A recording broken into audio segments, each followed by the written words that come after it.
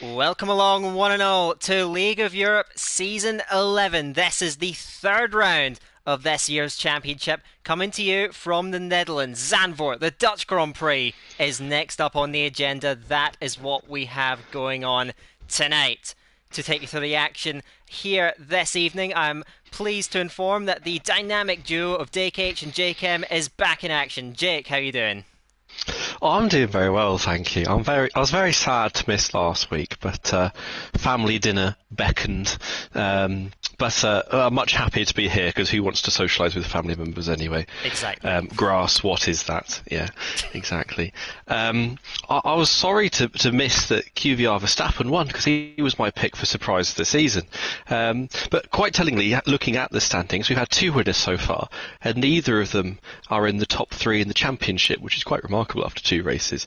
It's a little bit hectic, is the word I'd use so far. You could chalk that down, I suppose, to the new point scoring system, which doesn't reward winning so much, it more rewards consistency.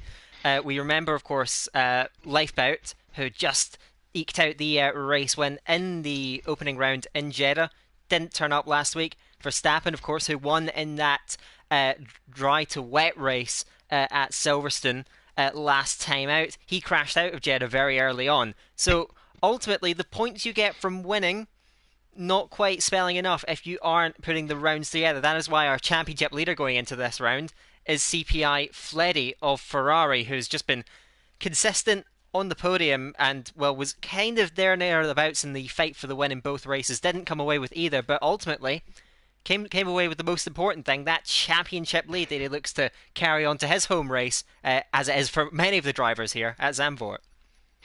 And it shows consistency is key, like you say, because 11 points is actually quite a chunky margin to have on this point system at this part of the season.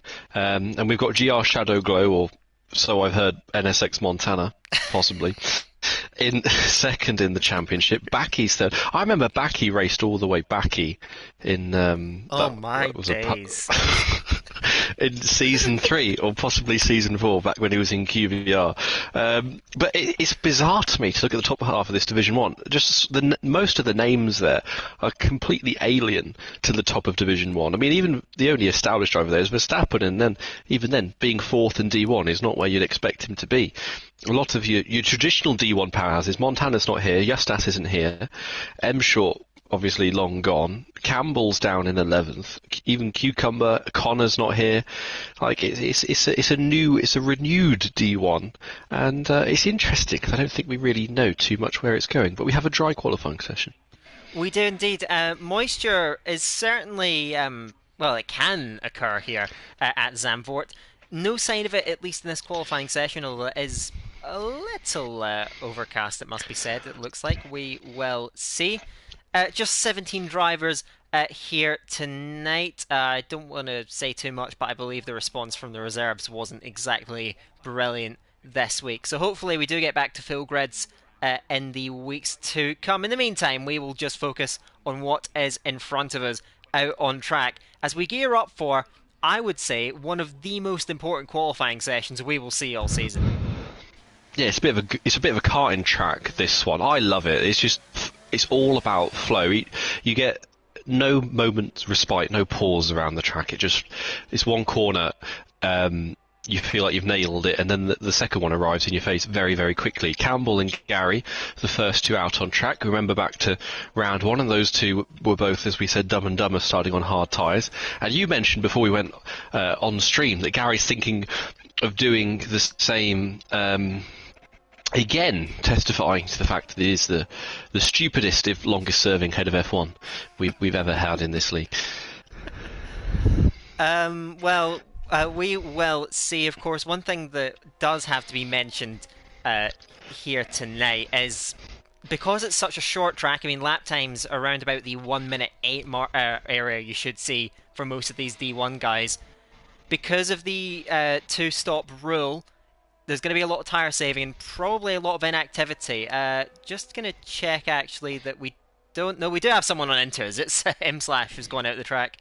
He did in Jeddah, I believe, going out on those green wall tyres, which is a little bit bizarre, but ultimately it's just in the name of keeping those compounds back back so they don't get used. They get used in a point that's not as needed, I shall say. That was a terrible sentence and I took an ages to get it out. Anyway, we will focus on the one lap action here because I believe Campbell, the champion from a few seasons ago, has just kicked off on his first flying lap.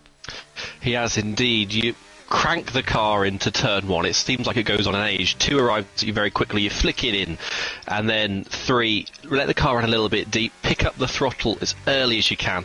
Run it wide, and then you want a path of least resistance through the curves of 4, 5, and 6. 7's a beautiful corner, the way it drops down away from you. Tuck the car in, down to 6th gear for Campbell. Some people might keep that in 7th, and then 8. Very tricky to get right. Those curves are lethal on the exit. If you run the plank of the car over those, it just tightens its way into 9, and then you have to use the full breadth of the track there to open up. Again, another never-ending hairpin of turn 10, first DRS straight off the track, although it's barely long enough to warrant one, and then a tricky little slow speed chicane of 11 and 12. The car can skittle over the curbs there sometimes. Be patient when you get on the accelerator. This is, I think, is the hardest corner on the track. Turn 14, you've got to absolutely nail your turn in and not be too greedy on the exit as well. And then 15 you can ignore. Open the DRS nice and early, stay to the right hand side for a very short run, and QVR Camel does, as you prophesised, a 108, a 108.3 to be precise. What's Gary going to do just behind? A 108.6, a quarter of a second adrift. Yeah, fairly respectable opening time from Campbell, getting that one nicely on the board. Felipe comes over in the Aston Martin, and there's Backy in the Red Bull. Goes fastest, 108.1. I do... Rah, indeed. That's a very quick time for an opener around this track. Again, I'm expecting the top drivers to be able to squeeze into the 107s rated, and this stream is a mess already.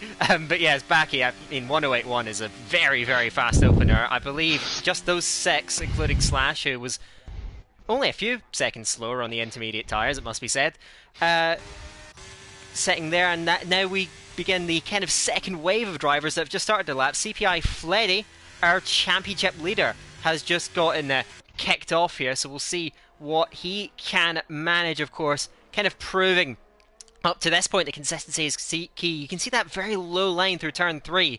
Kind of contrary to popular belief, you would see drivers in real life using a high line through there, but ultimately this is Codemasters and the physics aren't exactly spot on. Not a particularly fast first sector, it must be said, in the mid-24s. You should be getting into the 23s really at this level of driving, but still we wait and see. Backy's time still standing at the top, of course. Fleddy is going to be next up to challenge that, I do believe, further down the line, but ultimately this lap seems to be quite a ways off the pace. I'm not exactly sure why, as, oh dearie me, the Alfa Romeo just about getting out of the way there. That looks like Cucumber that's just going to get a lap kicked off any moment now. Fleddy coming up to the line, but I don't think it's going to be particularly fast. And the Ferrari championship leader comes over the line. It is only a 109.7. Behind him, Grussel goes to the top of the timesheets, just displacing that time of Backy. He must have been shocked on board, Nathan, doing that lap following Fleddy, because he ended the lap 1.6 seconds closer to the Ferrari than he started it. As for why Fleddy was poor, I think he just lacked a little bit of confidence. He had a couple of stabs to turn into turn 7, and then had to take another couple of stabs into turn 8. Wandered well clear of the apex at turn 13. It was just scruffy, I think, all round. Troye nips in P5. Anyone else on a lap? Cucumber, you mentioned, had started, so let's pick that up through the middle part of the lap, almost lighting the rear tyres up, coming out of turn 9. Much more sensible through 10, using more of the curb on the exit than other drivers might have elected to. What's he done through the middle sector? 47.4. I can't remember if that's quick at all. It's pretty quick. It's quick, certainly quicker than Fleddy. It looks like much more committed than Fleddy. Let's have a look through turn. Oh, that's very nice through there.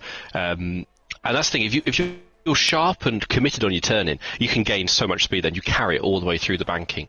And it's going to be a 108.3 though, not within a tenth of the front two. Yes, those top 2 times I imagine could stand the test of time in this session. That's certainly very good going.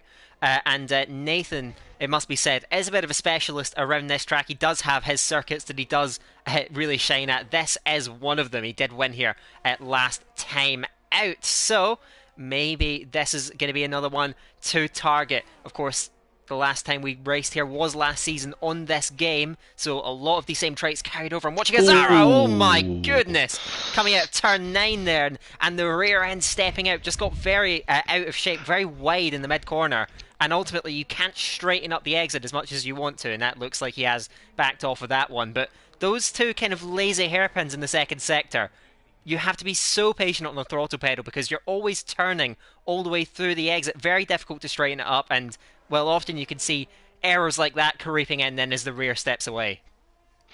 Yeah, I think you have to, especially when you're frustrated as well, you try to overcompensate by driving more aggressively, and you drive it more aggressively, you just let the car slide more. Speaking of driving too aggressively, Felipe is on his second run. I think so, because it's saying he's done 0 laps on the tyre. He's not having a good time of it. He's 4/10 off his PB in the first sector, and his PB is not great as it is. See what he can do through the middle sector. I think he's still committed to this lap. A 48.2. He's gained some time back, but it doesn't look particularly quick. Alp's gone P4 with a 108.373, just a hundredth and a half ahead of QVR Campbell, XY Campbell, who has just started his next lap as well. Yeah, I was just watching Felipe did something that's very easy to do, catching the grass going in to the second to last corner at turn 13. Campbell heading into the second sector, that's a very fast first sector, a low 8. That's going to be right in the mix and a tenth and a half faster than what he had already. So Campbell, of course, looking good, and he's also been he's fought for the win at this circuit in the past, holding fourth gear through turn 10 very sensibly, able to keep nice traction all the way through the exit. Watch the middle sector time, it's very quick. 3/10 up on what he has already. This could be getting very close to a 107 if he can keep it tidy through the end of the lap. Then watch his entry to the final corner, just skimming along the white line on the entry to turn 13. Held that very nicely. The car is going to derate on the run to the line. He won't care much about that. He's going to be looking for the clock, and it is fastest, a 108.053. It's an Alpine 1-2, and well, for the first time this season you can really say those Alpines that were predicted by all organisers to win the Constructors are living up to that billing. 1-2 in the session. Campbell now on top. Yeah, Nathan's only got 3 points on the season so far, but that's exactly the kind of response he needs if he and Campbell can get a 1-2 on the grid. Verstappen has done a low 0.9 in Sector 1. He's currently sitting in 6th place and is carrying that McLaren team a little bit so far over the first couple of races. That's not a dig at Gary. It's not gone his way. DNF last week, of course. 10th and a half now for Verstappen through the middle sector. Let's have a look at this commitment into turn 13. He didn't get the widest entry in the world, which is what you really need to get the car super straight and just power the throttle to the line. It's going to be a low 8, but it's only a marginal improvement. He did lose a bit of time in the final sector, but he does go P5. I think he does move ahead of Alp. Have we got anyone else on a lap? Gary's on a lap. He's in the first sector. Troye has backed off. Rocco has done an 8.6. Can't see anyone else going particularly quick. I think Lifebout has just started his first effort, as has Sweet Crown down in P13 and P14 right now. So we will keep an eye on those two. Oh, Lifebout was very deep through turn 2, completely compromising the line through 3, and I think that's going to ruin that first sector. Such a difficult part of the track then, because of course that momentum is carried all the way up the hill. It's not a terrible first sector, but not exactly quick. Sweet Crown is nearly 3/10 faster, very quick behind. We'll keep an eye, of course, on the progress of these two. Lifebout does indeed ease off the former Division 2 champion, so we'll keep an eye on Sweet Crown as he swings it into turn 9, getting close to that outside curb, back to the other side of the track to open up 10, holding 4th gear again. The rear end threatens to step away, but he does hold on to it and continues to power down towards the 3rd sector. It's a 47.4 through the first 2 sectors. That's not bad at all. Very smooth through the chicane, no hint of oversteer. Watch the commitment into turn 13, just a little ways away from the white line. There's no time on the board, so he's taking it, I imagine, with a bit of margin. It certainly looked that way through 13 at the end of the lap, so I don't think it's going to be the quickest time in the world. Far from the slowest though. It's a 108.3, goes 6th place, and Baki himself, he's right on target too, a tenth and a half up going into the final sector. And just 2 corners to go, but the last one's a non-corner. That was really nice through 13. I don't think he's lost anything in the final sector. This could be pole position. It could even be a 1 minute 7, and it is by 12 one-thousandths of a second. And Nathan's going again. Nathan's done a 23.7 in sector 1. Yes, you can see Knuth just joining. He did say, I believe, that he could be late for this race, so managing to get in the middle of the session. Nathan, that was an exceptionally fast first sector, a low 7, and the middle sector, well, he doesn't find much more time, but he's still right in the mix with a good last sector. And again, the 47.2 seems to be the reference for a really rapid time around the Zandvoort circuit. He manages to save it from going over track limits in turn 13, keeps a tight line through the banking and opens it up full throttle to the line, and he goes fastest, just fractionally ahead of Baki by 1/100th of a second. Tight margins around a tight and small track, it must be said, and Nathan taking full advantage, going fastest, but the margin's so small, and I expect we could be seeing even faster times as they push the margins around this very technical circuit. Yeah, they all fancy having a pop-up pole position right now, don't they? Cucumber has done an 8.10 through the first sector. Is it a 47.2? It is 47.2. 47.2 gang through the middle part of the lap. He's up by over 0.2 of a second. Dipped a wheel the left front in the gravel there through turn 12. Let's look at 13.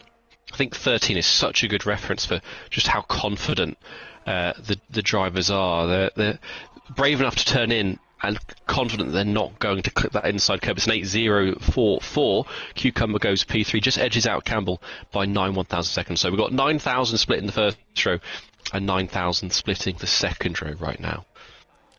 Take a breath, because that, I believe, is going to be no drivers on runs at the moment. So we are in a familiar lull in the qualifying session with less runs available. It's going to be interesting to see who's willing to use that extra tyre. Of course, the softs can have a utility in the race, and that's why you may be looking to hold it back, but that restricts you to 2 runs only. And well, 2 runs around a track like Zandvoort, it's not going to stand you in the best of stead. So I imagine drivers maybe being a bit more aggressive with their tyre usages at the moment. We will see. I believe Felipe may well be on a track, as Nathan has retired, so he is going to sit on that 107.9 and not use any more tyres put more tyres to use, I should say. So that time, 107.9, it's quick, but it's not actually as quick as his pole time from last season. Oh, Felipe getting on the curb on the entry to 9. That's certainly one that can unsettle the car, and did just slightly, but he held it well. Baki is also retired and is going to sit on that 107.9, so these times, again, they are quick, but I do believe they are vulnerable, and the question is, who's going to be willing, if anything, to go after that, as Felipe's all over the road. I don't believe this time is going to threaten the top drivers at this point. He holds 6th gear, heading around 13. Most drivers we've seen dropping it into 5th, so round the final corner it goes. 15th at the moment. Can he move up from that? He does move up 1 spot, 108.8, right behind his teammate in their increasingly familiar slots in the bottom half of the table. He's very much hanging on to the coattails of D1, East Felipe, but his problem is he would likely be far too quick for D2 if you bump him down. But he can proudly and rightly proclaim that he is currently quicker than the D1 Championship leader, and who's to argue with that? We've got no one on lap right now, but the furthest ahead is Yasir Saki coming in turn 11 right now. Some nice fuel saving going on from the Williams driver. His teammate QVR Alp is behind him, so it's going to be the Williams that are going to be the first to have a crack at Nathan and Baki's gauntlet that they've thrown down. I mean, you say their times do look vulnerable. They're less than, or just over half a tenth quicker than Cucumber, so very much vulnerable to Cucumber and Campbell, but perhaps not anyone else, I'm tentatively going to say. And I feel like we've not mentioned Slash's P5. That's a really nice lap that Slash had popped in there in the session that I completely missed. But we've got Saki now starting his final run with Alp just behind him. Of course, this man, reserve driver, he just missed out on the podium in Jeddah. My apologies there. So he does certainly have a lot of pace to exploit that we haven't seen yet in this session. But the first sector is not all that great. It's a 24.1. I'm keeping half an eye on Alp behind as well. The 2 Williams, they're progressing the furthest along at the moment on track. Yassir is committed enough through 9 and very, very wide line heading in to turn 10. That's going to open up that entry and exit to, well, to no end and help him along in this session. But ultimately, the pace doesn't seem to be quite there at the moment. A 47.8 through the first two sectors. Alp is going considerably faster and not far behind the times of the top drivers then. So the two Williams will be the first to take on the line, and let's see what the times are going to be. Yassir exiting that final corner, getting into D-rating range as the speed tapers off just over 300 Ks. It's a 108.9. Alp further back goes into fifth, just fractionally behind Campbell. 108 flat. Campbell himself is improving, but we'll keep an eye on some of the other drivers. Gary has come around the final corner. He's improving by some margin then, a tenth and a half through the first two sectors. Goes 7th, 108.338. How are the rest of the drivers getting on? There is a Haas near the end of the lap. Looks like that's going to be Troye first, but that time's not going to be competitive. Actually, he's saved battery and is going to go again. So Hazara is further back. The Norwegian goes sixth. Good lap. 108.2. Next up on the track, it's going to be Sweet Crown coming up to the line. Campbell goes fastest. 107.9. Sweet Crown goes sixth. 108.1. There is an AlphaTauri coming up to the line. That's Lifeboat, but looking just to get another lap on the board. Just started one. So next up it's going to be Rocco, I believe. And the other Mercedes goes 11th then. Trailing that, it's going to be Verstappen, who's just fractionally up in the first two sectors and does a 108.198 then. Behind, Alp is not improving. And Cucumber, keeping an eye on him too. He's just come through the first sector, so still a long ways to go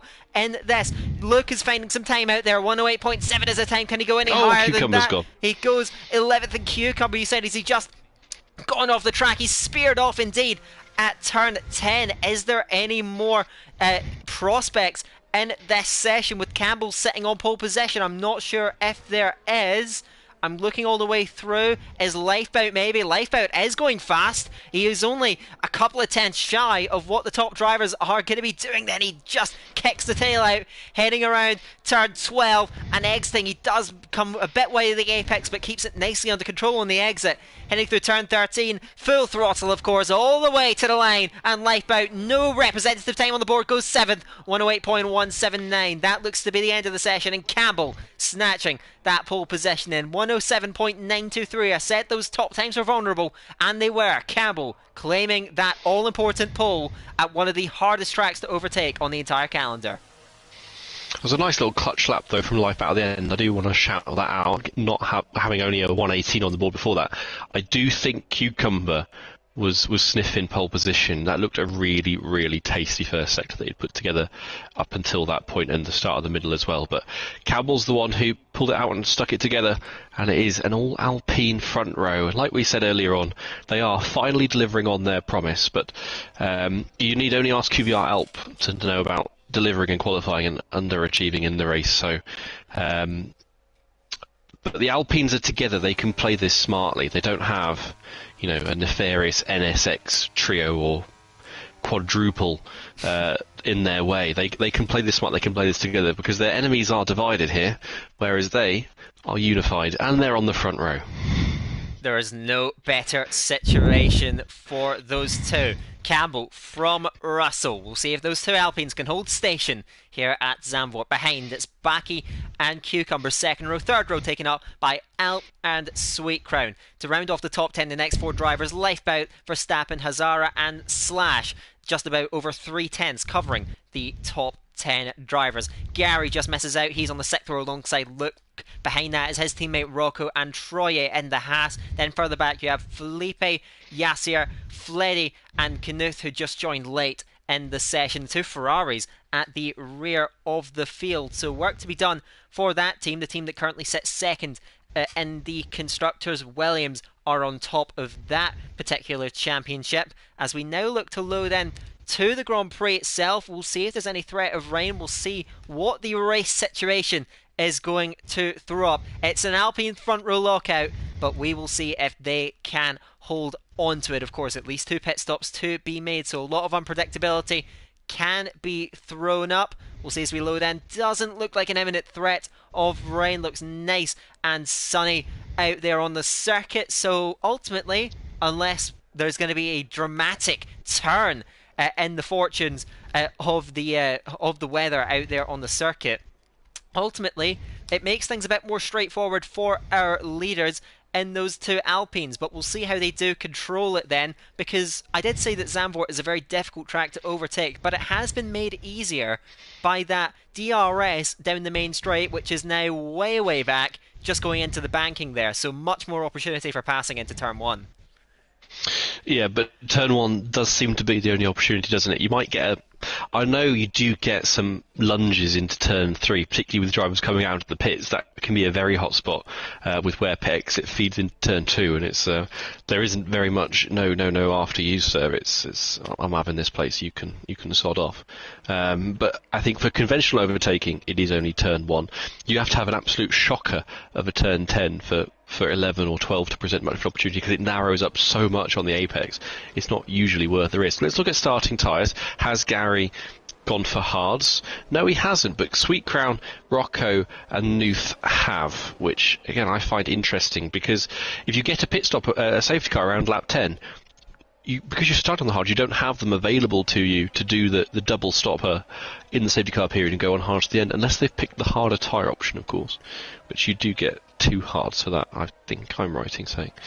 But not many people going for softs. They've used them all up in qualifying, and wanting to go mediums and hards in the races is what it looks like to me out there anyway. So 4 drivers total have opted for the Red Bull tyres that you mentioned. Interestingly, 2 of them right up at the front of the grid, and the Alpines at the front have split strategies, and we saw in qualifying Nathan Baki as well, but he's going for mediums. Maybe that means there's going to be a swap to the softs later on, but Nathan and Cucumber have an extra set, or they could be a used set. It's hard to know, but it's saying 0 laps on all of those compounds out there. So ultimately, the Alpines splitting exactly, I believe, as the Williams drivers did, who locked out the front row in Jeddah. So that's going to be very interesting to look out for. Russell, Nathan behind, of course, with the better grip coming off the line, so we'll see if that does change things. Felipe and Fleddy further back also going for the softs, and Sweet Crown, Rocco and Knuth also going for the hards. Every other driver on the yellow wool tyre, the mediums, which I have heard is by far the best race tyre over the course of a stint, and probably the most usable, so we'll see if that works out now. But now, Jake, they come to the front of the grid. Let's see how this one's going to unfold. I feel like the Alpine's going to play this very smart. I think Nathan's going to take an early lead when the opportunity arises. He'll drag Campbell along, and then when he pits, he'll release Campbell. But it's going to be a very interesting one. 36 laps ahead of us. Indeed it is then. So we have all the drivers lined up on the grid. We have 5 lights.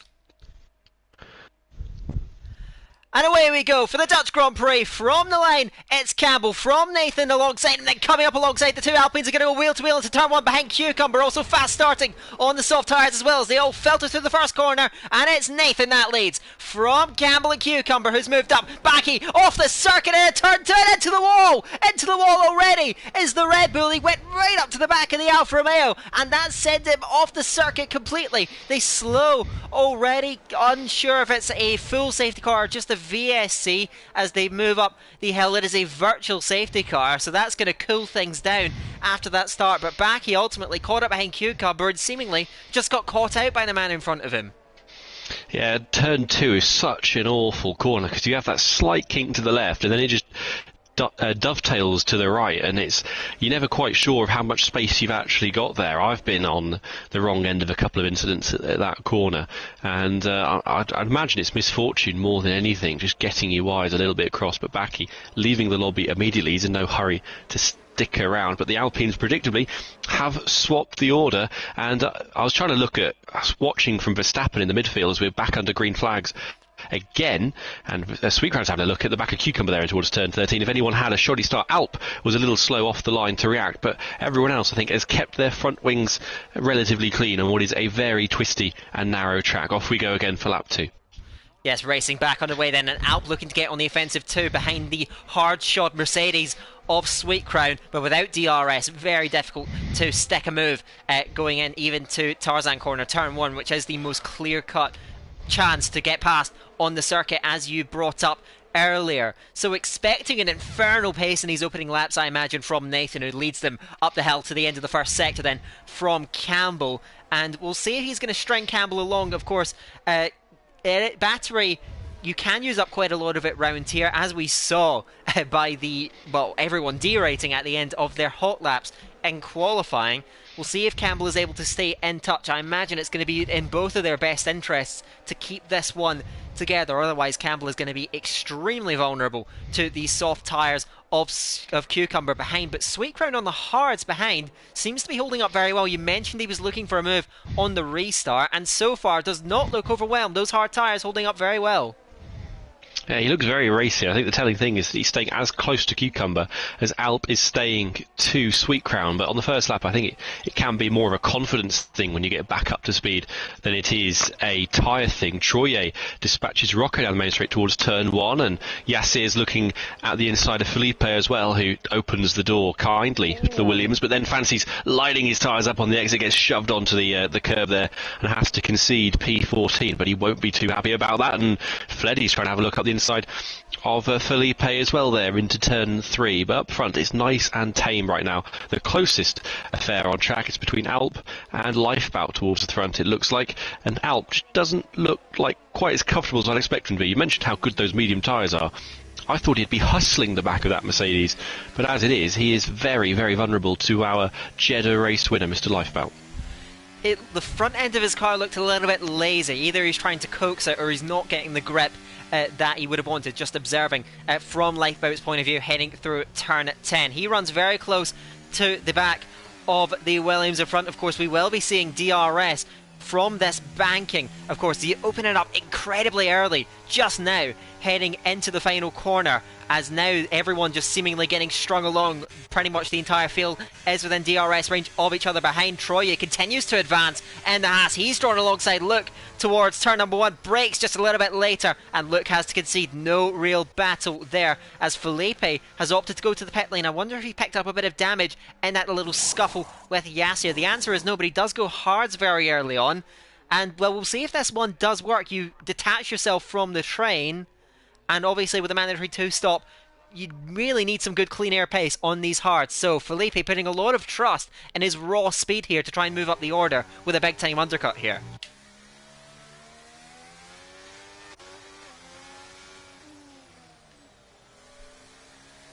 Not hearing from Jake right now. My bad. I was having a drink and I'd muted myself. I think he's going to have to offset the lack of DRS he's going to receive, because everyone's in it right now. 7.4 seconds covers all 16 drivers ahead of him. That's less than half a second per car. It's strung out, but it's not strung out enough, I think, to, at least in the short term, for that move to look like it's going to work for Felipe. He's 20 seconds off the pack. I can only see that increasing with how powerful DRS is down that main straight. And there are no splits at all. You mentioned how compressed the field is, so ultimately, with a field spread, it's not going to increase much, if at all, you'd imagine, in the coming laps. We'll see, but ultimately, Felipe, if he wants to move up, he's going to have to be running at leader pace as it stands right now, because anyone, if they are a bit slower, right now they're getting bailed out. At the moment, the one exception to that, if anything, maybe Luke, who of course was just overtaken by Troye, has dropped back, is quite low on battery compared to most cars around him, and is nearly out of that 1 second range, and a few big corners ahead of him as they head. The detection point is in the middle of turn 10.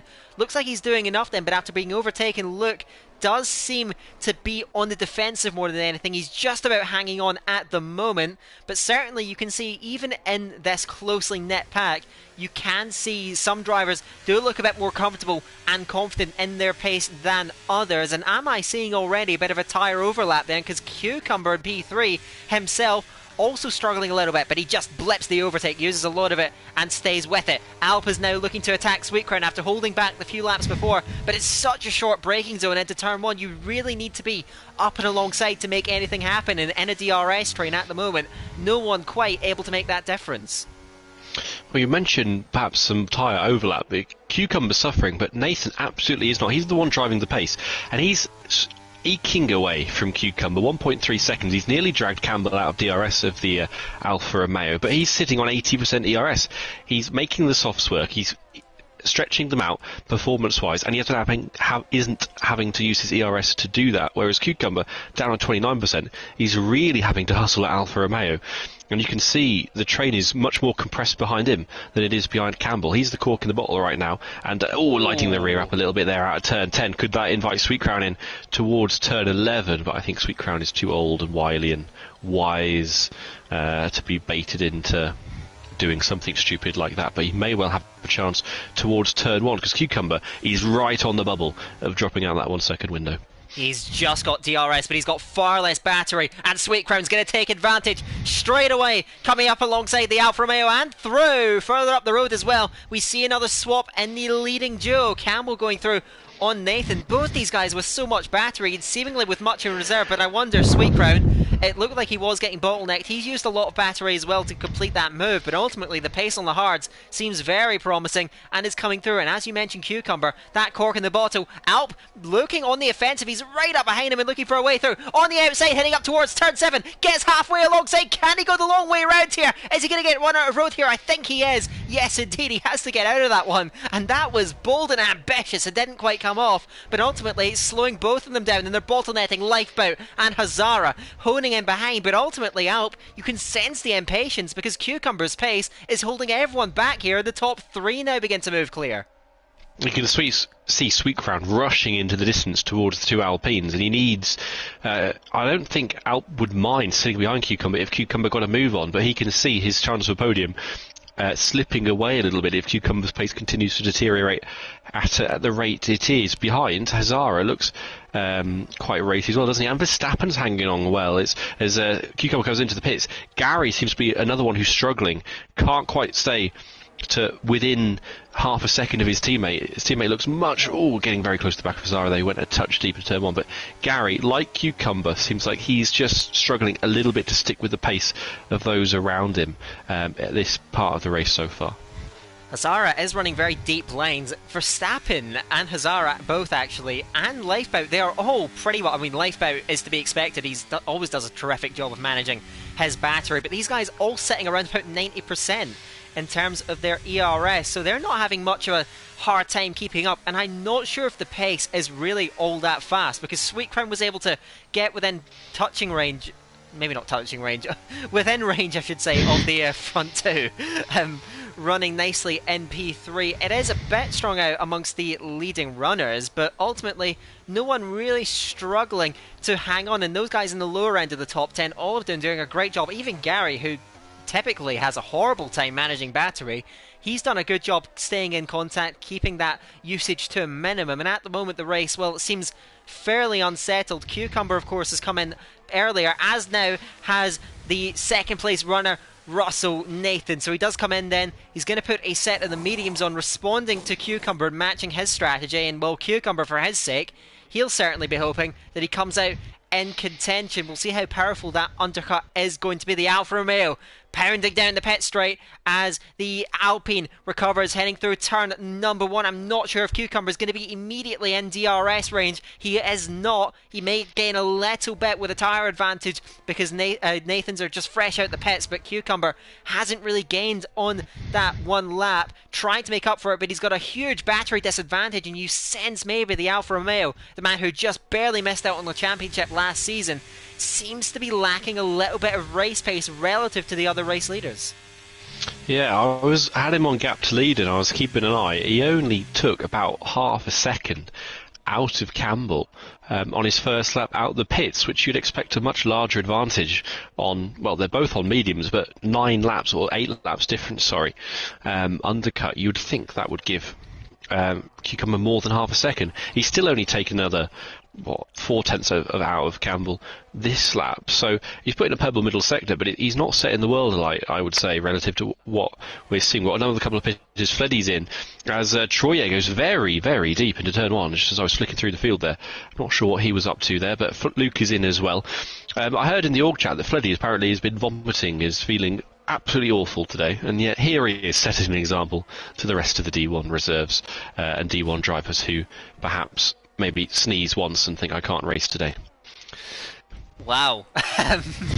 Well, I can't exactly argue with that, but yes, it is good to see that level of commitment. Ultimately, though, not the best time of it out on track, but ultimately, I mean, all it takes is just to get some good fortune, maybe a couple of drivers make mistakes, and ultimately you're still looking at a decent haul of points. So yes, it does pay to show up even if you aren't feeling at your best.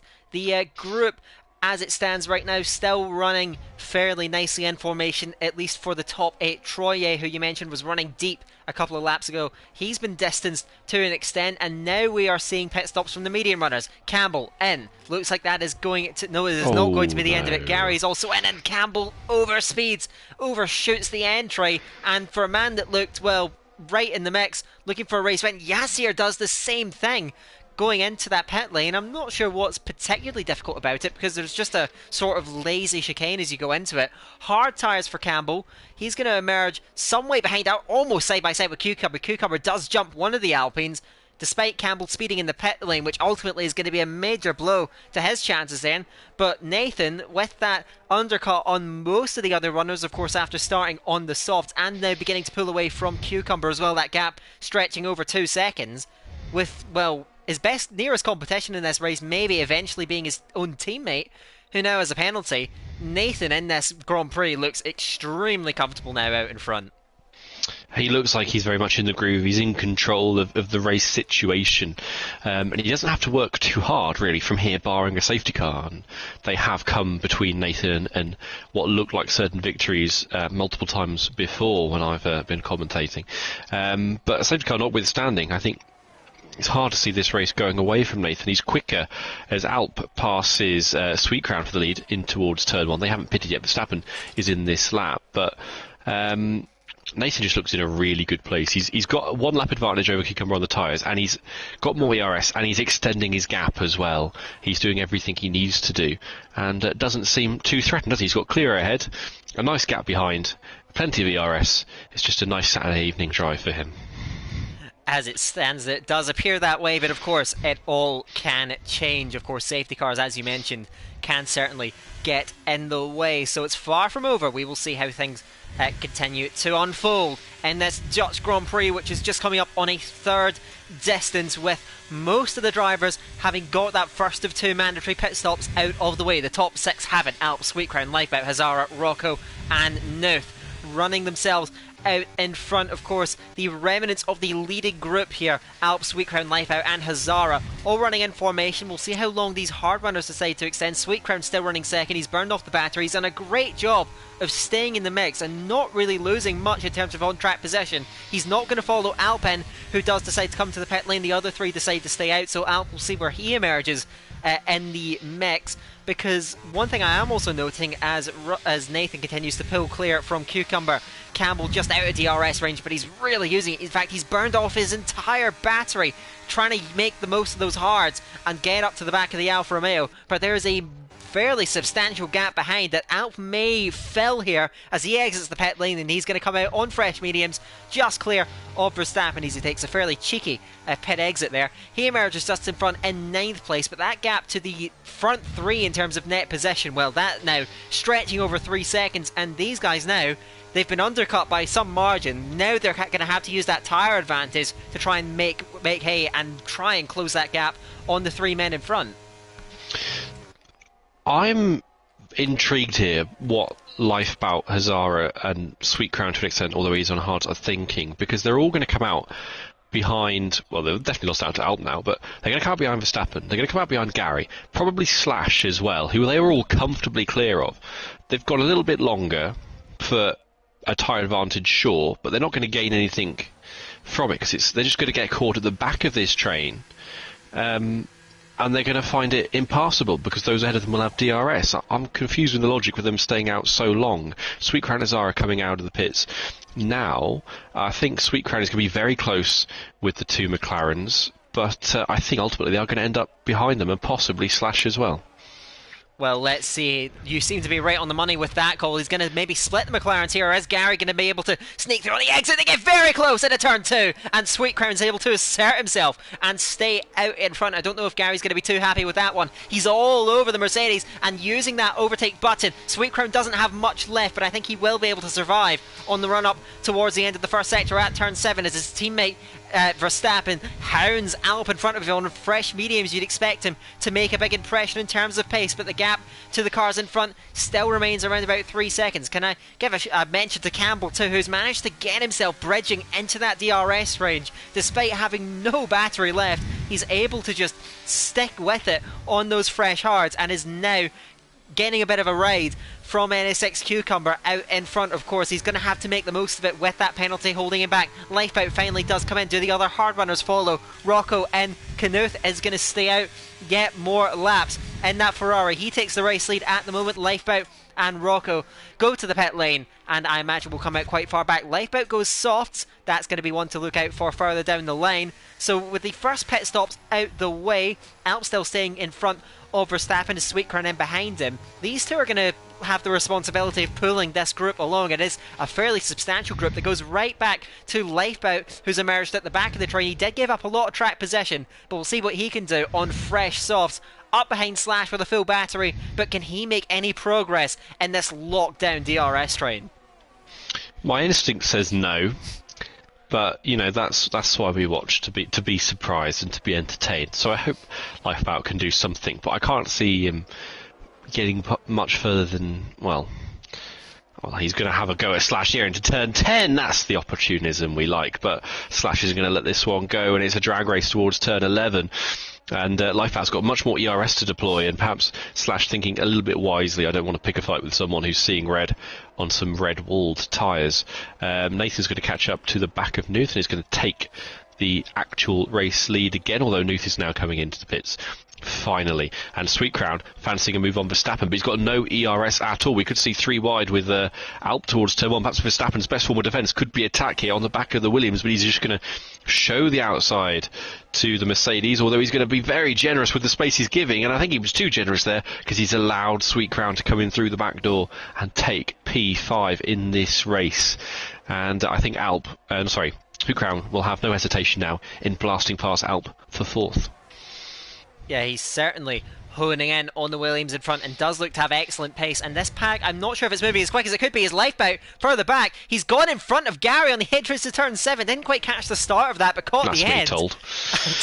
And, well, it certainly is, because he continues to make progress. Up in front is Hazara. His tyre's only a lap fresher. At least the graphic is saying that, but he does look to have phenomenal race pace out there and is moving up towards the group in front, because I'm not sure if Alp's pace is that strong. I say that, but they are slowly but surely chipping away at the gap to Cucumber in front, whose older tyres are now beginning to work against him, and he's nearly being distanced by Campbell as the Alpines continue to move forward. You said that Sweetcrown won't hesitate, and I don't think he will. Here he comes, up and alongside the Williams, is going to move through, and there's more action behind as Azara and Verstappen duel side by side down the straight, and Azara takes that possession on the inside into turn number 1, and ultimately is going to get sailing through and gets that manoeuvre done as Lifeboat commits very early to turn 2 and is all over the place in a turn 3, is able to gather it back, but just a bit of a heart and mouth moment there for the AlphaTauri driver. He runs in 8th position behind Troye and Hazira, battling on the helmet contact down the isn't straight and into the wall as the Williams and out of the race. Out of the race is Yassir, and a full safety car deployed, which is going to, of course, bunch up the order. And, well, I have to say, it's going to ruin Campbell. It is going to, on those hards. Not able to make full use of those. I imagine they're all going to be flocking to the pit lane, but that contact between those two, I have to say, Jake, that was just needless. But I think you don't have as good a use of your mirrors when you're racing on TCAM. You don't have as good a spatial awareness as drivers do in real life of where the car is next to you, because your blind spot is a much more sizable than it is given you don't have a mirror. And then the fact that the straight just kind of weaves both ways, it just compounds the issue a little bit. And it can create what look like absolutely stupid situations where actually when you forensically analyse it, as I have done as a steward before, it doesn't really end up being anyone's fault. It's just kind of one of those, to use the phrase, 6 of one, half dozen of the other. Campbell will serve his penalty, but he will be at the mercy of all those trailing in behind him. So he's now behind Lifeboat, behind Verstappen, behind Alp, behind Sweetcrown, and behind Cucumber. He's lost 5 places on track. Hazara has stayed out rather than serving his second stop. That's a stupid move if ever I saw one. And Campbell's ended up behind Felipe, who was also stayed out rather than serving his second stop, which I don't see the benefit in that for Felipe, but it adds a little bit of spice to the race. So Cucumber and Nathan is equalised a little bit again, and I said safety cars have come in the way of Nathan's hunt for a Division 1 victory before, so it may be again, although he is still very much in control of the race, and he did look comfortably quicker than Cucumber before, so I see no reason why that would necessarily change. I don't think this has benefited anyone particularly, but it has hurt Campbell, definitely. A double whammy then. You had to stack just a little bit behind your teammate and also serve that 5-second penalty while the field was bunched up. That is ultimately, well, that's the result. A 9th place on track, 7th in terms of net possession. Of course, now there's no use in serving those second mandatory stops for Hazara. Ultimately, it would just give up a lot of track possession that he had before. So he's gonna, I imagine, just stay out and control the race, unless he's gonna prove me wrong right here. No, he will remain out on the circuit, leading the way. And, well, on 4-lap older tyres, it's hard to imagine that he's going to be terribly quick out there, as Nuth does come into the pit lane from fresh softs and puts on a set of fresh mediums to go onto that Ferrari. I believe that's a 3rd pit stop. It is. So the Ferrari comes in then on theoretically the best tyres in the race. The softs, of course, not able to make it to the end from here, but what is important in terms of the dynamic in this race going forward is the mix between the yellow wall medium tyres and the white walled hard tyres, because there is a very substantial split in the field then in terms of those tyre choices. Yeah, it seemed like the softs have become unpopular by default because of the safety car. I wonder how the mediums will hold up for 18 laps. I'll be honest, I have no idea myself, as Saki leaves the session after his DNF. I feel like the person who's probably in a good position is Sweet Crown. He's on his 2nd set of hards. He's already used the hards at length in this race, hasn't he? He's onto a new set. He's familiar with them. He's comfortable with them. We saw he was quick with them in the first, and even against softs and mediums in the opening exchanges. I fancy Sweet Crown quite a lot here, at least for a P2, possibly for a P1. But Nathan looks fiercely quick. But this is, I don't think the order we've got now, Hazara notwithstanding, is the order we're going to end with. I think this is Nathan's race to lose, but I think Sweet Crown is going to be a serious disruptor to him in the 18 laps we have to go. He's laying off the race leader by quite some margin, as it turns out. Hazara's not... If I were him, I would have jumped at this point then, with that gap that you have already. Nathan's still sitting very far back, and now he applies the throttle. Hazara's waiting, and still now the field backs up completely and bunches as Nathan closes up that gap. Hazara's going to run all the way up to the line. There he goes on the overtake button straight away, and Cucumber's on the offensive. He's right up behind as they fanned across the track as everyone reacts differently. Verstappen looks to take advantage. He's inside of Alp, heading through turn 1 and side by side. More grip, of course, from the median tyres there. Has the inside into turn 2. They touch very slightly. Alp's held it around the outside. Can Verstappen do the same at turn 3? And Lifeboat getting very interested behind in the AlphaTauri. Verstappen is through. Eventually then taking advantage of the extra grip early on, but you can see them all scrapping and squabbling in behind. Campbell has dispatched of Felipe very early, and Felipe's holding everyone back. Look at this, as Troye up onto the curb. He's wheel to wheel with Gary, as behind Slash has gone around, and the Alfa Romeo wheel to wheel through turn number 9 as Gary and Troye, they run into each other, and Gary's forced back. He's got a Ferrari on his inside there of Nuth, who pulls up alongside then, as Felipe is causing chaos just by being in front. Troye does get past, crucially, on the soft tyres, but you can see the grip difference as Luke pushes his teammate heading through turn 12, staying out. It may have given him a bit of track possession, but ultimately it's a disaster. He's got nothing to defend with as Luke pulls to the inside and slips through. Up in front, Campbell also on the move. He's got up and alongside Lifeboat and will get through heading into turn 1 as well. But you can see the chaos down the main straight as Nuth as well moves inside, makes contact and spins. Look, the Aston Martin is round. Gary and Luth make contact. Virtual safety a VSC comes out, and well, that was all concertinaed up behind Felipe, and Nuth just tapping the other Aston Martin. The field just all collected, and everyone was side by side through every corner there. The incident, I must say, was probably inevitable.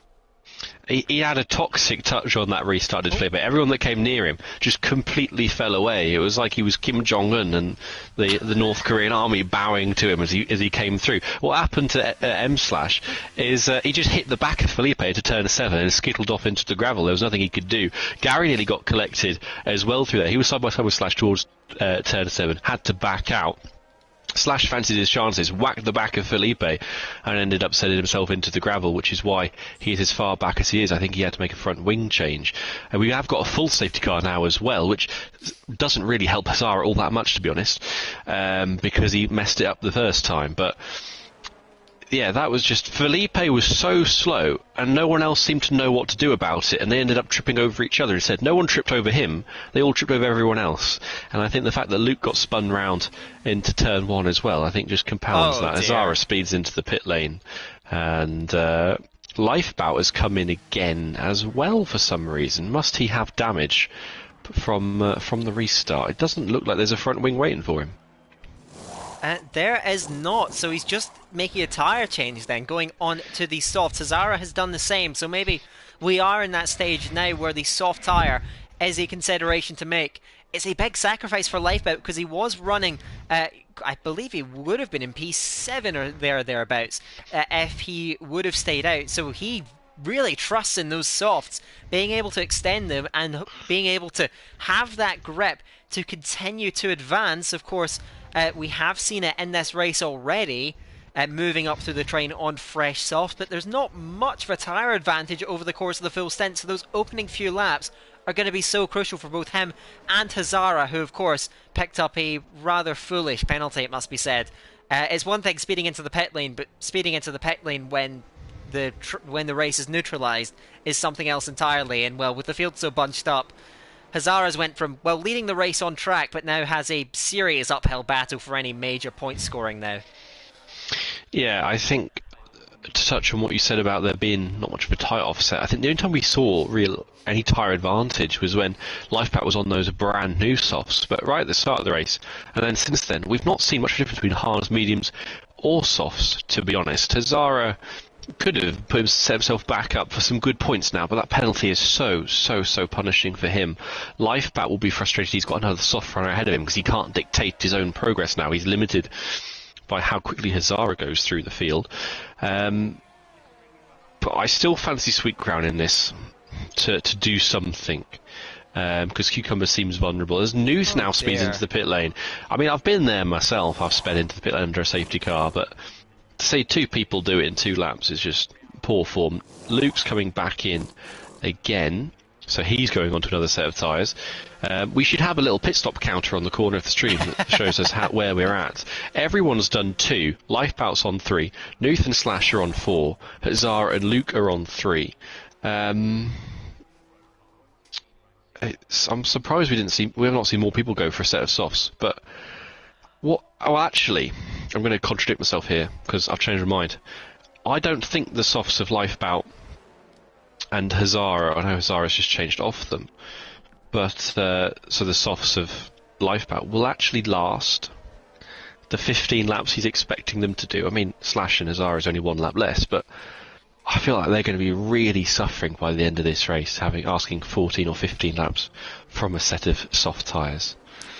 Yeah, it may be doable technically in terms of avoiding a puncture, just staying on the track, but ultimately, yes, those last few laps will probably very likely be quite painful.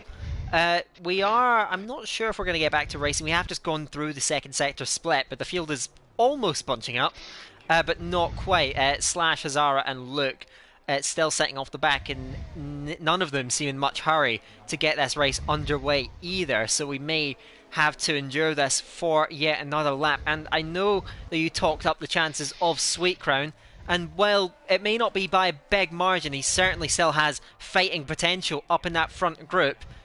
These laps behind the safety car are just benefiting the medium runners in front and behind him, because the tyre wear is just less of a factor then with these almost free laps as we count down towards the finish. Yeah, that is it's a saving grace a little bit for Nathan and Cucumber. It alleviates some of the pressure on them, and it keeps people like Verstappen that perhaps might have fallen out of this train over a long stint. It keeps them in it for as long as possible, because where you might see natural breaks now, we've only got 12 laps rather than 18 laps of racing. We might not see those same breaks form. We've got 2 more pit stops. Hazara and Nuth have come in again. Hazara has taken off a set of 1-lap soft tyres to put on a set of 1-lap soft tyres. So he served his penalty. He came in. He missed the pit stop at the first safety car. He's come in, got a penalty, and then he's pitted twice since then. And ultimately, he's on the same tyres he would have been anyway. But yes, I agree with your point that the medium runners are only going to benefit from this, and the hard tyres are going to struggle a little bit. Alp seemed slow, didn't he, a little bit in the first stint on mediums compared to Sweet Crown on hards. Now it's reversed a little bit. I wonder what Alp's pace is going to be like on the hard tyres with everyone else around him, for the most part, on mediums, because he didn't seem that quick anyway. Safety car in this lap. He did lose out on the last restart to Verstappen, who now runs 4th, just in front of him in the McLaren. Hazara, by the way, I believe he was maybe stat padding for our pit stop counter, which is steadily creeping up, even with everyone having done all of their pit stops. So now Nathan controls it. Cucumber in behind in the Alfa Romeo, waving from side to side, each side of the track. Is he going to run it up to the line like Hazara did earlier? Cucumber not laying off the back, he's staying right there underneath and nearly running into the back of the Alpine just in front of him, who is yet to plant the throttle. Oh my goodness, they get right up behind each other, nearly the front wing coming off the Alfa Romeo as Nathan swipes across, still not opening up the throttle, waiting over the line then, and now he plants the throttle pedal and away he goes. Nathan leads the way and he's got a decent jump. Verstappen is again on the move on the restart, up behind Sweetcrown but unable to move through then. Alp tucks in behind further back then as they all filter through turn number 1. Lifeboat is already on the move, having picked off Fleddy on the run towards turn 1. The hard runner has now got to worry about Felipe in the Aston Martin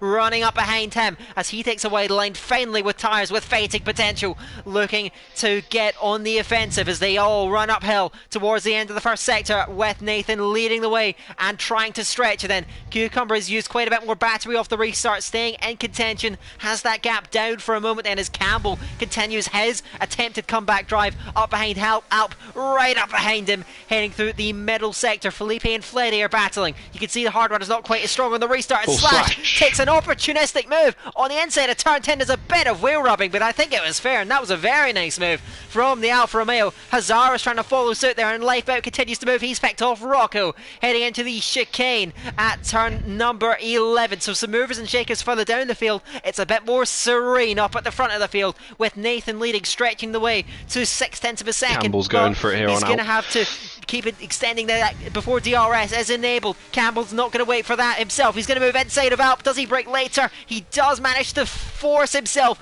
into that gap then, and Alp does oblige and leave the space, but he can't quite get there. Campbell has to wait in behind as the field continues to bunch up, and at the front first corner we have 2 cars off then. Luke and Hazara. Nuth and Felipe have been detached. I haven't seen what's happened down there, but that's 2 cars already gone and way out of contention. Then they're going to scrap for the final point down there.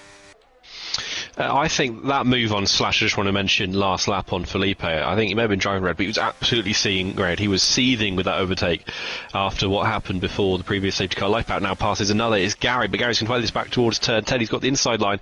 Can Lifeboat just hang it around the outside and blast him on the traction? No, he can't. Gary's tyres are too good for that. But Campbell was so determined to get past Alp on the last lap, and Alp saw him off well enough. I'm surprised that, well, after talking out Sweet Crown so much, he is falling off from that front too. Cucumber looks more settled here than he did earlier on, and Nathan continues to look comfortable. We've not had to mention him for a while, and Campbell's going to go for it again here on Alp. He's got the slipstream. They're both derating. Lifeboat now passes Gary for real, and almost contact between Alp on the back of Verstappen there, and still Campbell is refused passage up into the top 5 with we're on 10 laps to go now.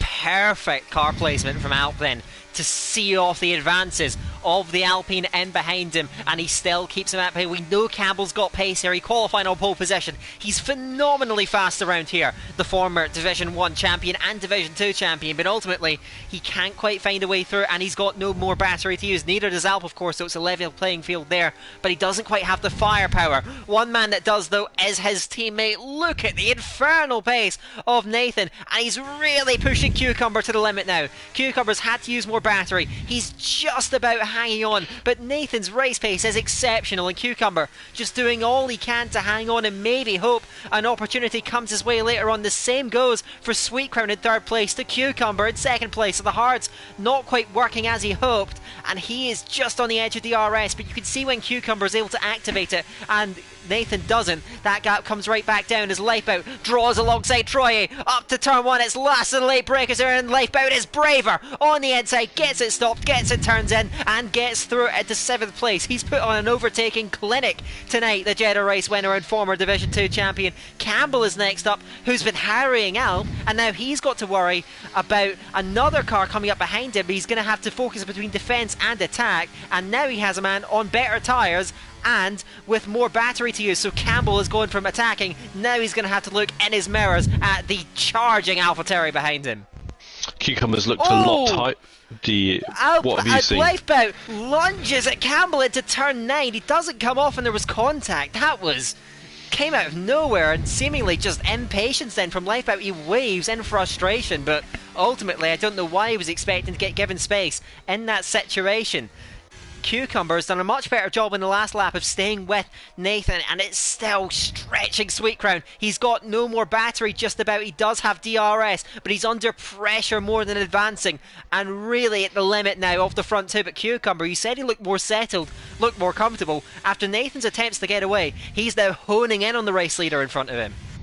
Yeah, that's what I was just about to say before that incident, is that Cucumber had done a much better job of sticking with Nathan this lap than the last one. I don't like Lifebout weaving there in frustration. Just because you think you can attempt an overtake doesn't mean it's a reasonable one, and doesn't mean you're entitled to any more space than, any space at all, frankly. But he has broken the gap to Troye just behind, who's on very old soft tyres. He's starting to wilt a little bit in this race, although he does currently hang on to P8. He might be losing a place to Gary fairly soon in the minor-ish placings, although we do go down to P15 right now. Cucumber even closer this lap, within 0.4 of a second as they break the turn 11 and then 12, and he's just got to tuck into Nathan and follow his lines there through the back. A little squirm on traction, but he's within half a second, and that's exactly what he needs to set himself up for a really nice overtake, because Cucumber, for the first time in a long time, has got an ERS advantage now on the Alpine ahead of him. And he might be going for a move here towards turn 1 into Tarzan, but he's waiting, and he's going to bide his time for the next lap as Verstappen stakes a claim for P3 and a possible championship lead as well further back, as Sweet Crown, you mentioned he had no ERS, he's now fallen into the clutches of Alp and Campbell and Lifebout behind. So my prediction has gone catastrophically awry there.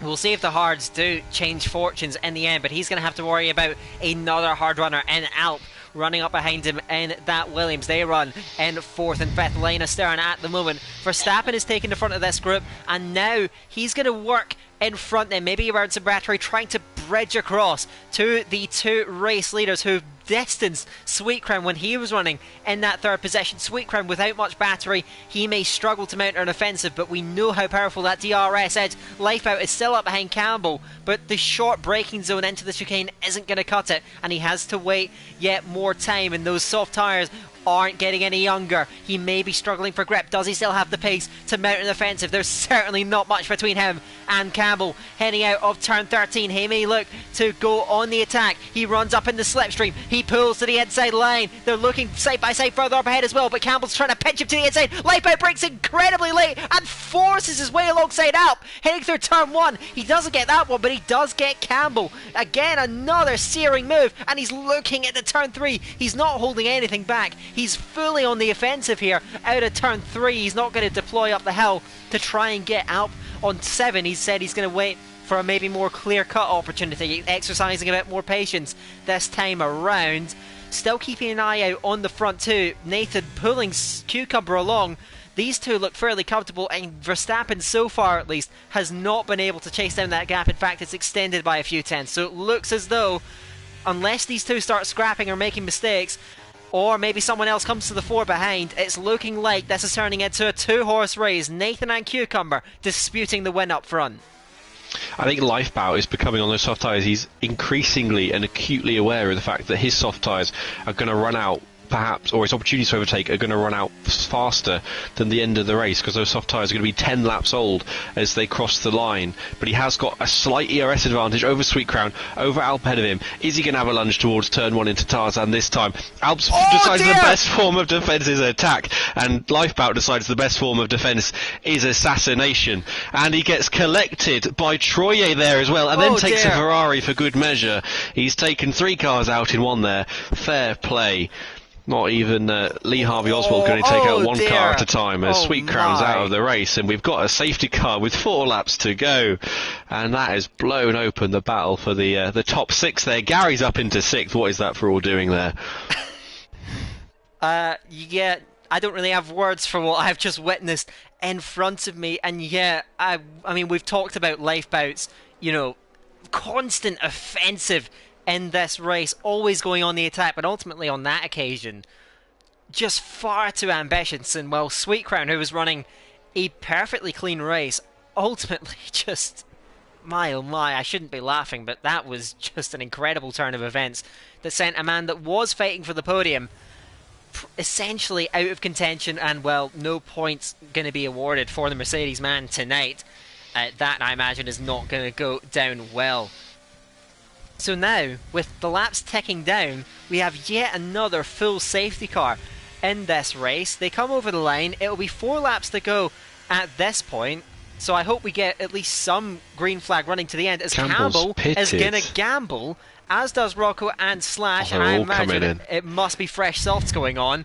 And it looks like that's the case. Look at Felipe. He's doing a Felipe. He's taken P6. And his pace has been absolutely shocking. But if he finishes in 6th, he will rightly say, or he will argue, look at me, I should be in D1, I finished 6th because I didn't pit at a track where you can't overtake. But Campbell will be rolling his eyes quite a lot there at the sight of it. The safety car will be in, I want to say, at the end of next lap is when it will be forced to come in, regardless of the count. The crash came 1 lap too early for it to be forced into an early retirement in the safety car. So I think we will be out behind it until the end of lap 34. Which will leave 2 laps for this race to be disputed. And ultimately, the chances for a move for the lead look fairly slim under those circumstances, because Nathan, we've seen him, he fires up the tyres so well. He's so quick off the mark in these opening few laps. And Cucumber, well, I'd say without the safety car, he actually looked in a very good position to capitalise. But I think this safety car, even though in theory it does bunch up the field completely, it's hurt the Alfa Romeo more than anything, because those opportunities are not going to come through quite as quickly, and he's going to need to produce something special if he wants this win now. Yeah, he's not going to get the chance to have any more stabs at the DRS, which was presenting his only real opportunity at the back of Nathan, because Nathan, I think, can defend himself from Cucumber admirably enough without DRS. Cesara, Luke and Lifebout are and Nuth is one of the stragglers we're waiting for, but whether or not they catch up, safety car will be in this lap. I mean, we'll have a 2-lap shootout, and whenever has a late safety car bred desperation and over aggression in any League of Europe driver? I can't say I ever remember that happening, so I'm sure we'll have the cleanest and most low-key finishes here.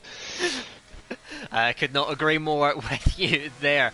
I believe everyone, including Hazara, who's a little bit detached still, should be able to get back before the second sector line, which is when, of course, the safety car will pull into the pits, and we will have the aforementioned 2-lap shootout. We talked about Felipe, of course, staying out. He does actually have a fairly sizable tyre advantage on everyone in front, but of course, well, everyone behind has a much, much larger tyre advantage. Rocco decided to go mediums. I'm not sure if he didn't have a fresh set of softs. He now runs 8th after a fairly quiet evening, so it's certainly a good haul of points on the horizon for him. I think the strategy call for Felipe may have been a good one, but I'm not sure to what extent he may end up getting swamped on this restart, because he's going to have far less grip. He's seemingly struggled for pace, and he's got, well, a very angry Scotsman up behind him. We'll see how that goes. Safety car is in this lap, and Nathan now controls the pace.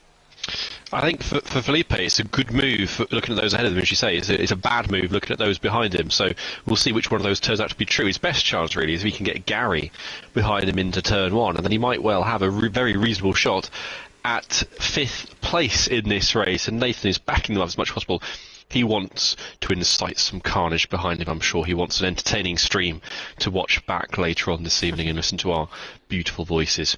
Turn 13 for the third last time. And if I was Nathan, I'd like to go early. I'd like to go before 13.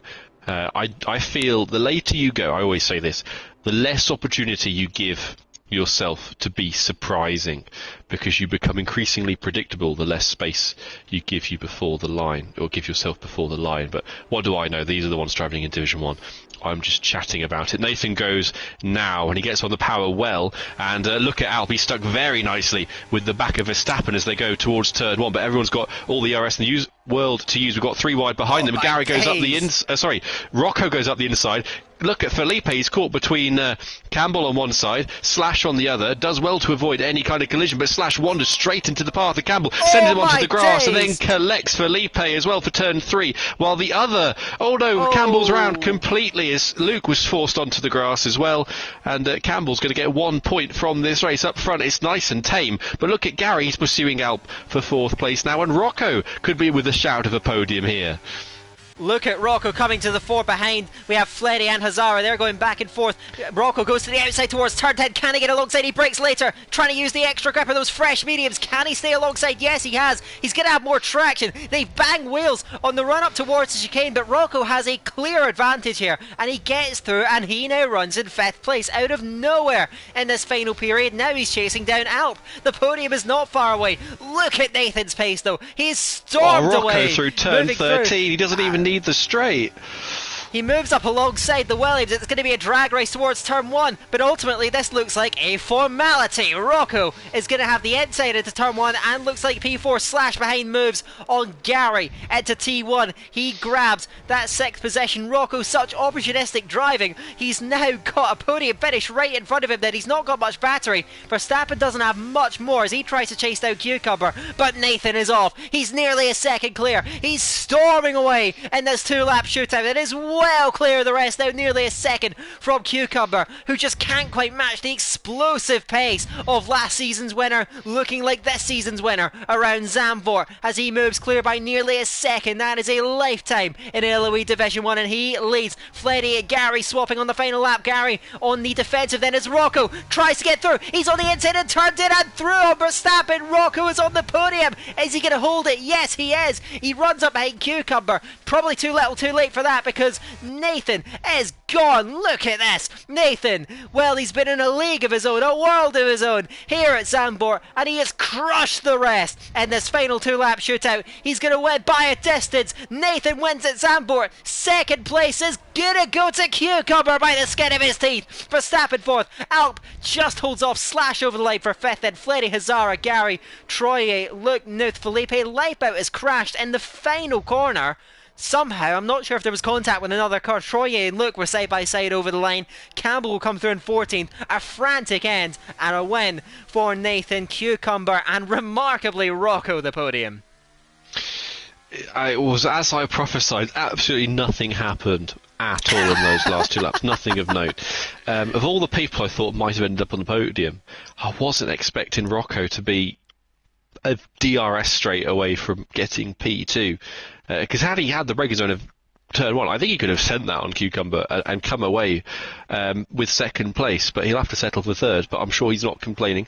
I want to give a shout out to Fleddy as well, 7th place after being absolutely nowhere and apparently being very, very ill today. So well done to the Ferrari driver, because he also benefited massively from the late chaos that ensued. But that was I think race of the season so far. Not that I was hit for last week. Well, I would say it was certainly a more exciting race than last week, and yeah, I would also agree the race of the season. probably quite a bit of incident, but I suppose that's what you're going to get around Zandvoort when you're racing as hard as these guys were. I mean, they were side by side in it to turn one on the restart, which ultimately was the undoing of Campbell's race. From pole position, it was a complete disaster for the Alpine man and will have a tough start to the championship as a whole. But his teammate was imperious and he wins comfortably in the end. Rob Cucumber, who just held off a surging Rocco over the line. Verstappen just gave up the podium on the final lap, unable to hold back the fresh mediums of Rocco. Rounds out the top five, solidly running near the front.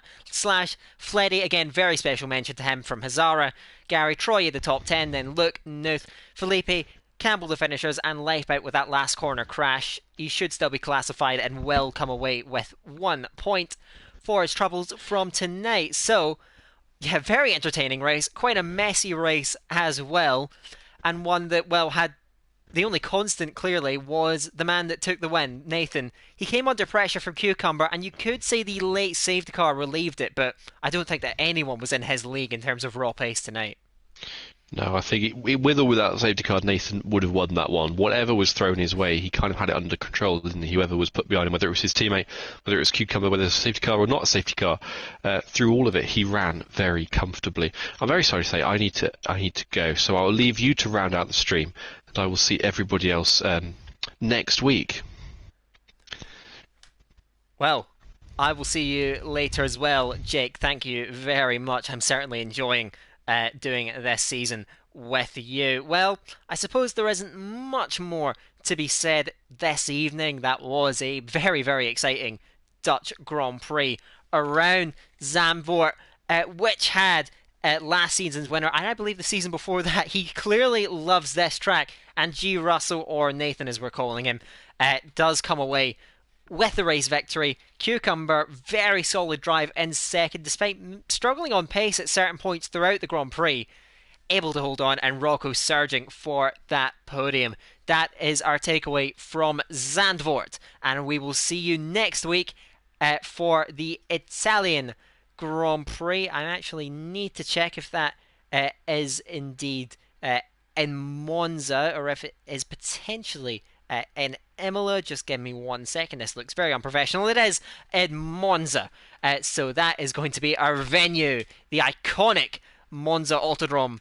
I'm not sure if it is Autodrome, but anyway, that is where we're going to be experiencing our fourth round of the championship at the Italian Grand Prix. Be sure not to miss it. So, for myself and Jake, it is just about everything said and done for this evening. Round 3 of the championship. We will see you next week in Monza. Good night. See you later.